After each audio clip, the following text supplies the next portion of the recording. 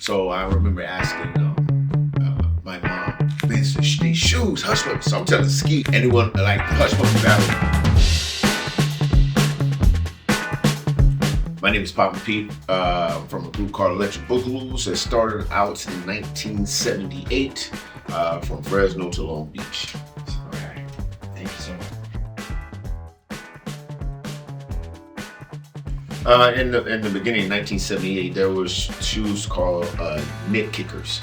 They was cheaply made, but there was these soft shoe that was made that everybody wore, not dancers, just everyone that living in the community, and they was very cheap. Those shoes maybe like in those days in 1978, like maybe $10 at that time. Yeah.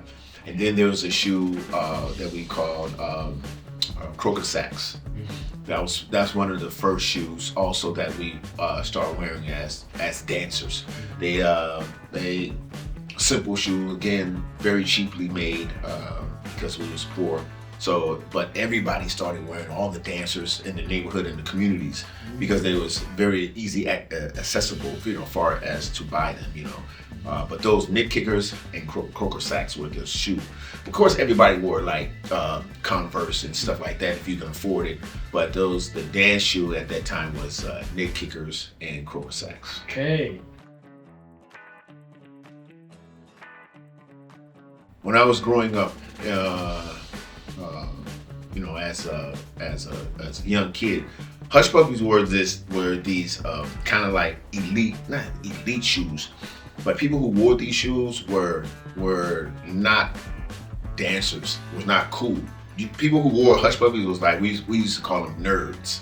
Like people, it wasn't about being cool, but they was expensive because we was poor. So I remember asking my mom, can I have some Hush Puppies? She said, those shoes are too expensive. And at that time, the shoe was like $20. Okay. But we only can afford like in those like $5 shoes. This is in the 1960s. So we only can afford like cheap shoes. But Hush Puppies were like too expensive. My mom said, no way. Which is one of the reasons why when I started wearing Hush Puppies. I get to that part. Okay. Now the first time, this is to 1997. I had just moved to Las Vegas, and I was in a show with Ski, Wiggles, and things, and I saw one of the guys who guide people to their seats. We call them ushers. They take people so they can sit down and see the show. And it was a white kid, and he was the same description of how I pictured. Like he was this nerdy looking, goofy kid. When I looked down, I said, and I recognized he had on some blue tie-ups, like the blue, and I said, hey man, are those Hush Puppies? He said, yeah. I said, man, when I was young, I couldn't, I wanted Hush Puppies when my parents couldn't afford the Hush Puppies. I hadn't seen Hush Puppies in a long time. I said, they still sell Hush Puppies? He said, yeah, I buy them from a discount store in the mall. And I said, which, a Hush Puppy store? I said, they actually have a Hush Puppy store? So I was like, he told me where it was, and next day I went to the store. Okay. And I bought them only because I couldn't afford them. My mom couldn't afford them then, and I wanted them then. I said, well, if I can't have them at 10 years old, I'm gonna have them at this time I was 37. Okay. And I said, I'm gonna get them now. So I bought the blue pair. Blue pair. Yeah. Okay.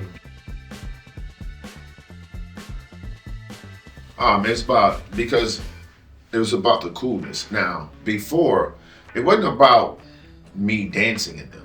I just wanted them because I wanted to because I couldn't get them when I was young. So it was just me kind of like reliving my young days. Oh, I got some Hush Puppies, and I remember when I bought them, I came to work the next day. Skeet who also grew up, everybody know about Hush Puppies, and I said to Ski, look what shoe I got on. He said, what? I said, Hush Puppies. He was like, oh, you got some Hush Puppies, but not only because it wasn't about the dance, how to dance or how they felt. I was just wearing them because it was cool. I wear them with jeans. I wear them with, they could go wear them with my suits. And then one day, I was at rehearsal we was practicing for the show, and I had the shoes on, and I started dancing, and I was like, oh, these feel very good on, far as because the sole had enough grip and enough slippiness. Because I don't like shoes. I hate shoes that too much slippery. I see people putting the powder down, and that is too dangerous. Mm-hmm. You got to have some kind of grip so you can turn and move, and some kind of where you can slide also. So when I found out that this surface fit what I like in a shoe, and they were very light. Oh, I think that's when I was, especially doing crazy legs. I was doing, and people were like, "Oh, dang, man, you do." I said, "Man, it's these shoes, Hush Puppies." So I'm telling Ski, Sugar Pop, everybody. I had just met Wiggles too. This is 1997. I said, "Man, these Hush Puppies good to dance in," but nobody wanted to dance in them.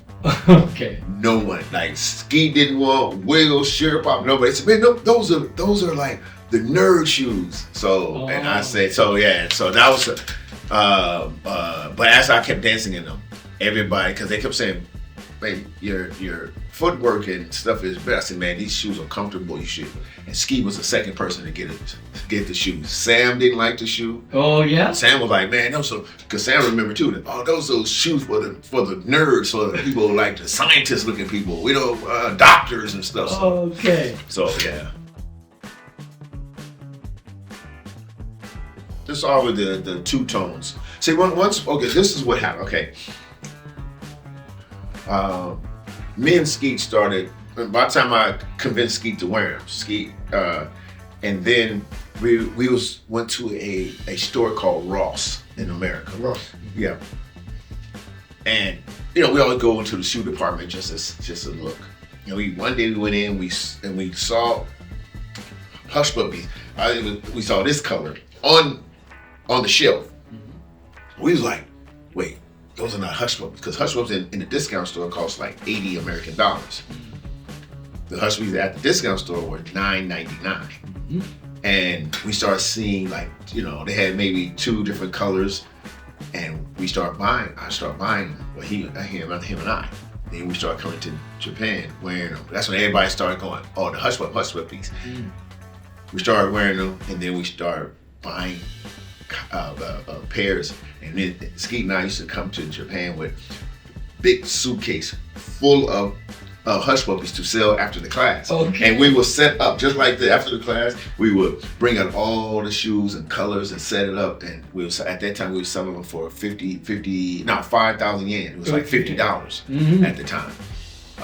And everybody started buying them. Yep. So, but me and Ski used to go on like scavenger hunts, to look for them. We went to every store and all the Ross. We started finding them. Then we started finding black and white two tones. My favorite was the black and white two tones, and then we started seeing the HPs. This with this buckle, and then some without the buckle, and then I had like every heavy color. So they had not except these. So they used to have two tones where it was like a line here, and it went like this. And it was slip-ons different. They had some where you tie on the side, Hush Puppy style. So it had, and I had like mini. And someone I had put the bag, had a bag about this tall, full of, and I moved, but I put the bag on it was a section of the apartment, but people can still look over it. Somebody take all my Hush Puppies. So I got a few original ones left, but it was the black and white ones that I like. And the one thing that was dope about when everybody started getting Hush Puppies, now Wiggles is into it, Sugar Pop, even Legend and all them. We started because they was young. They was like that time. Legend was like 18, 19 years old. Him and other friends. We used to start having Hush Puppy battles. Oh, wow. Not dancing. Who has the rarest or the best color combination? And we would have bags of shoes and say like somebody's like saying, "Oh, guess what shoe I got?" And they go like that. Bam! Can't beat those. Then somebody said, you go dig through your bag to see what you got. You come out, you go, bam! Can't beat those. And everybody like, oh, those are dope. And it was like the Hush Puppy battle. This is Hush Puppy battle. This Hush Puppy, who has the best? Wiggles always won. Okay. Because Wiggles shoe size is small, G size. So he can get the shoes because they had kid. When you have a kid size, you got different colors. You got women. Women's size had pink. Like it would be pink and this would be yellow, or all pink and white. Yeah. So he would go in his bag and boom. Because we don't know like when he because everybody go shop alone. Right. Like people, and we would literally come to each other's house with bags, like a big duffel bag full of, and like coming in like, okay, you can't. And Skeet had not as many as I did, but Skeet had some rare ones. He had like this green color, this mint green color. He had what we call the cow color, which was black and white, but they looked like a cow print. Everybody was looking for it. Those was rare. Like a lot of people didn't have those. So Hush Puppy battles were the ultimate top thing that you did. Like but eventually everybody, Sam started wearing them, and everybody started saying, "Man, these shoes is so comfortable." So the Hush Puppy thing, shoe thing came connection with the Electric Boogaloo. Okay. So bringing them all over the world, bringing them everywhere. But I had contacted Hush Puppy and talked to someone, and I said, "Hey, I'm in this group called Electric Boogaloo." They didn't know who I was, and they said, "We want to see if we can get sponsorship from you guys." And then they was like, "But are you guys famous?" We said, "Yeah, we famous." But he said, "Do many other people, because we don't really do sponsorship like to endorse." Because you got to be like a superstar, like everybody. I said, not every common person knows us. So Hush Puppy said, "Well, we can't do it." And I knew someone in the inside later years that was a designer of Hush Puppies, and we tried to get a Electric Boogaloo, official Electric Boogaloo shoe made through Hush Puppies, but it didn't go through. Oh, okay. I had over 50. 50. Yeah. Over 50. Yeah. Wow. Yeah, that's what I'm saying, man. I still got some, but the other ones got stolen. All my rare style design ones gone. Because they had some with the like a waffle bottom, they like a cut. Yeah, those had those. They had they had the ones with the round emblem like this. Yeah. So now those, all gone, and it's hard to find because I searched. Like we would go to any city that we performed in America, we would go to the secondhand store or go to a store that they say it's Hush Puppy in the window. We'd go in there, and then we went to one store, and the guy, no one had asked for Hush Puppies, and it was like almost like it's not like they sold like different kind of shoes, they work boots and all this. So we say, "Hey, you got a sign that says Hush Puppies? You got Hush Puppies?" He said, "Well, I do, but I don't put them out. Really, nobody buy them." So he went like a space up in the single storage thing. He went up there and he started bringing down boxes, and we were like, and we said we want them all. Okay. That's when Skeet found the green ones, and they had he had really rare color ones and designs. So we bought every last one of the shoes. I think he had like 20 pair left, and we said we want all. So okay, boy, that's a lot.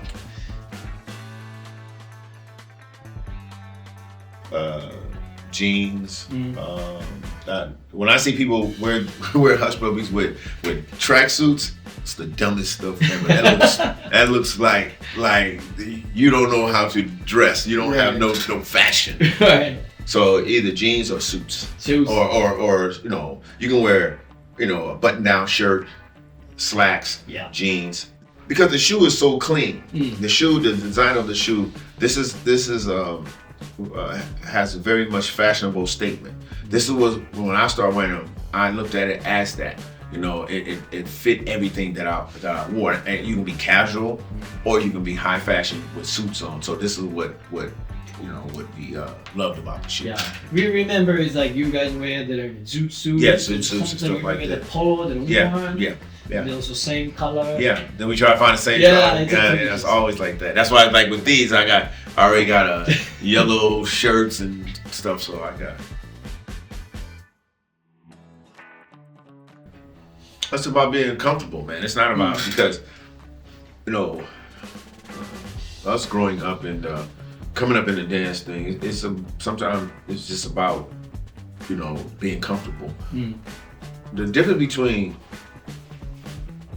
us back then as electric boogaloo and as dancers, we grew up. You had to look a certain way. You had to be clean. You had to be sharp. The fashion was about, even though we was poor, but our presentation of what we did and how we represented the dance reflect in our clothes. People don't do that now. So my thing is, sometimes because the thing is, not only do people start copying us from the shoe, they start copying us from the zoot suits or the sweater vests. Many things that we did, especially here in Japan, people, the electric boogaloo or Pete and Skeet is wearing that, so this must be the fashion. So we'll wear this then. But I'm very high on when I do the dance, because I come from the presentation of fashion.